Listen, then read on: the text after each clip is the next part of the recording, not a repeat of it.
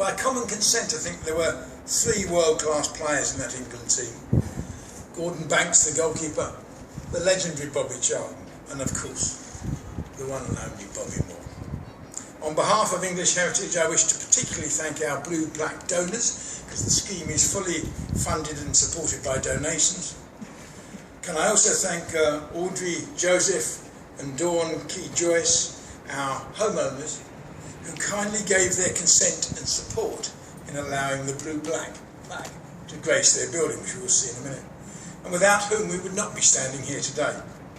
Thank you to West Ham United, who have helped organise this occasion and who have welcomed the idea of celebrating our Blue Plaque at their new grounds at the London Stadium. Thank you to my fellow speakers, Karen Brady and Harry Redknapp. I'm very much looking to hearing your views of Bobby's professional career and his legacy. And finally, thank you to Roberta Moore, who will I know speak from the heart. Roberta is Bobby's daughter, who remembers coming here with her dad to visit her grandparents. Roberta will complete the occasion today by unveiling it. So let me first pass over the microphone to our next speaker, Karen Brady from West Ham.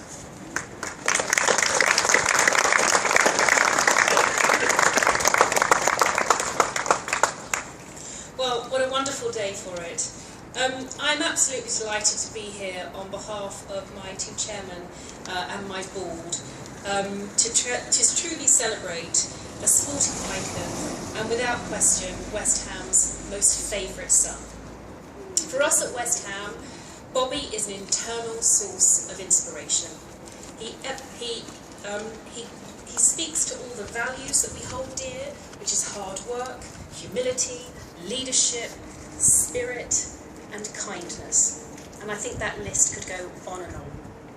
We cherish his memory and are forever proud that he captained the club with such distinction for so many years. For us, he is the ultimate local boy done good, and it's so poignant that we should gather here where it all began for a young Bobby. The place where he first harboured hopes of playing for West Ham, the place where he dreamed of wearing the 3 lions on his chest, the place where the most remarkable sporting story started life. Unearthing and harnessing local talent is the bedrock of my club's philosophy, and who better to have as a role model, a shining example of what is possible when you put your mind to it, than Bobby himself. He is the standard, both on and off the pitch, to which our stars of tomorrow must aspire. It may be some 23 years since Bobby sadly passed away, and 50 years on from his finest hour at Wembley, but his legacy at West Ham feels as potent a force as it has ever been. You only had to witness the outpouring of affection upon the 20th anniversary of Bobby's tragic death to appreciate what he meant and will always mean to our football club. It is our duty, and indeed our pleasure, as custodians of the club, to honour his memory in every way that we can.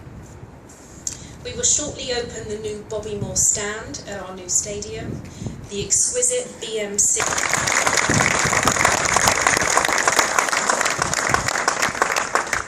Good afternoon, and again, for me it's a real pleasure to be here to talk about Bobby, because in all the years I've had in football, one man stood out way above everybody else as a person, special character I was ever fortunate enough to meet. I first met him, I joined West Ham 1961 as a 15-year-old, and Bobby took over the captaincy of the club 6 months later as a 21-year-old. Now when you think now 21, if people are in the first team at 21, you think, oh, he's done fantastic. He's captain in a great club like West Ham at 21, which showed you the class and the quality that the man had. I've got a picture up in my house of a 10-year-old Bobby Moore, captain in Barking schools, collecting the crisp trophy that he just won, long curly hair, freckled on his face. And that, you look at that picture and you realise years on, 64, collecting the FA Cup for West Ham at Wembley, 65, the Cup Winners' Cup at Wembley for West Ham, and 66, World Cup. Who will ever forget him going up to collect the trophy off the Queen? And more typical Moro, if you knew Bobby, He gets up to meet the Queen. The first thing he does, he wipes his hands on his shirt because he's got dirty hands. He was immaculate. She had white gloves on, he didn't want to make them gloves dirty. And that was Bobby.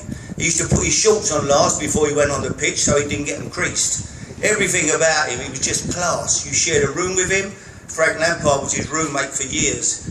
Bobby his gear would be laid out, immaculate, the shirts would be folded, the ties in, shoe trees in his shoes, his socks all, absolutely perfection.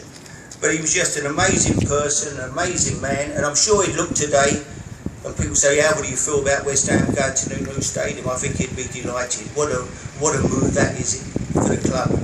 That would take the club onto a brand new level, in my opinion, make it one of the great clubs. It's always been a big club. It would make it an even bigger club, in my opinion. Now 60,000 people, and he would have been as proud as punch about that. You know, there's no doubt. But if I could quickly tell you one story that always brings home to me just how people around the world saw Bobby. I played with Bobby in America, at Seattle. And there was a tournament at the end of the season, a bicentennial tournament. It was Italy, Brazil, Team America and England. And Team America played Brazil in Seattle. And they had a player in them days, probably the best, certainly in the top 3 players in the world, was a fellow called Revellino, with a droopy moustache, who did the step overs and smashed balls in the back of the net from 30 yards with regularity. Anyway, they played the game. At the end of the game, Bobby played for Team America. Revellino's playing for Brazil. A player from the Team America, a boy called Keith Eddy, who captained Watford, he was playing for New York Cosmos. He ran up to Revellino, please can I have your shirt? Revellino, sorry, I thought, oh, that's terrible, he won't give him his shirt, you know, what a shame.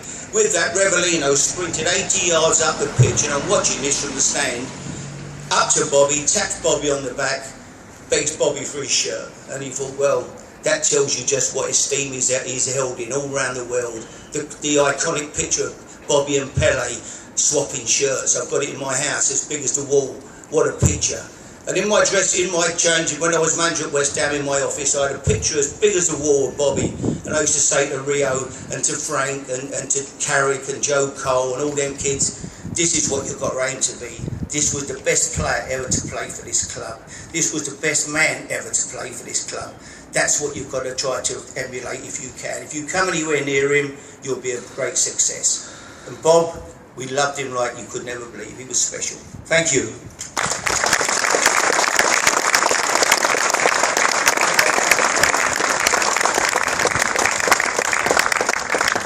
Very high heels. Thank you, Harry. Good afternoon, everyone. It's my absolute pleasure and honour to be here today. It's been a very long time since I last visited 43 Waverley Gardens, so today brings back many warm and fond memories. I feel very moved that we are all gathered here at my father's familial home for such a special tribute and significant occasion. This house was the family home of my grandparents, Doris and Robert, also known as Dos and Bob. And it is where they raised their beloved Robert, and how proud they would be today. My grandmother kept her house immaculately. Everything had its place and was perfectly presented. No need to think too hard about from where Dad got his well-documented tidiness. I can still remember now where every piece of furniture was, who would sit in what chair, and the black and white photograph of Dad collecting the World Cup from the Queen, perched in its silver bamboo-style frame on top of the mantelpiece.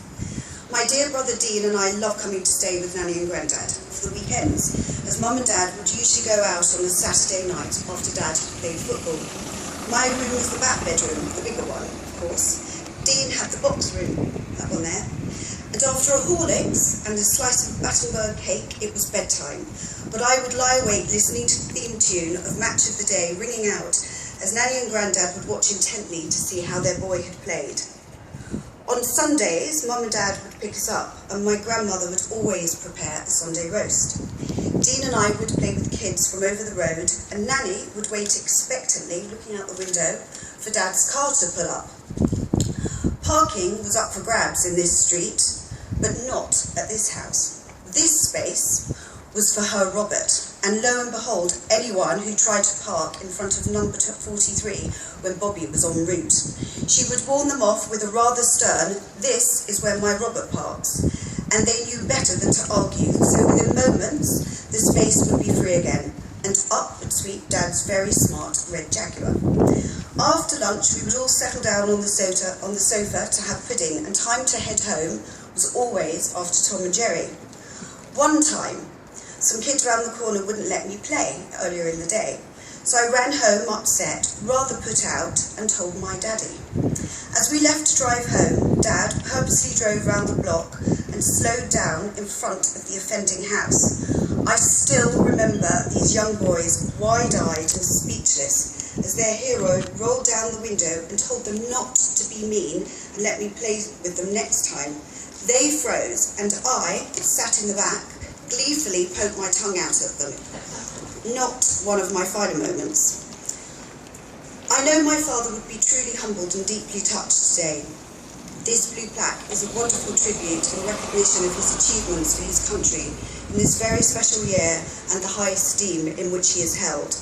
This is where it all began, kicking a ball out here in the street with his mates before embarking on an incredible journey which, as we all know, led him up the steps to collect the World Cup from the Queen at Wembley 50 years ago this coming weekend. My sincere gratitude and thanks to the English Heritage Association for bestowing this honour upon my father.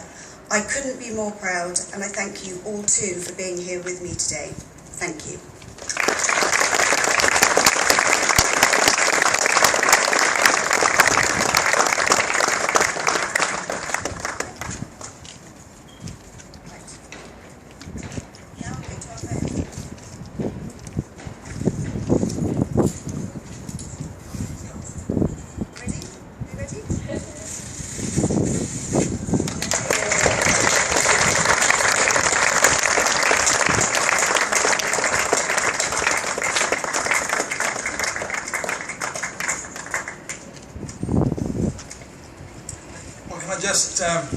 Thank everyone again for coming and sharing something that I think is very special, certainly in the East End. Photographs of the speakers and the guests are now going to take place, and when everybody is ready, those who are coming by the kind of pleasure of West Ham to the stadium, there will be some coaches whether they can get down the road or not, and there doesn't seem to be a parking spot. They didn't get your dad's parking spot, but we'll enjoy. So if you can join us, do, and if you can't, I wish you a safe journey home.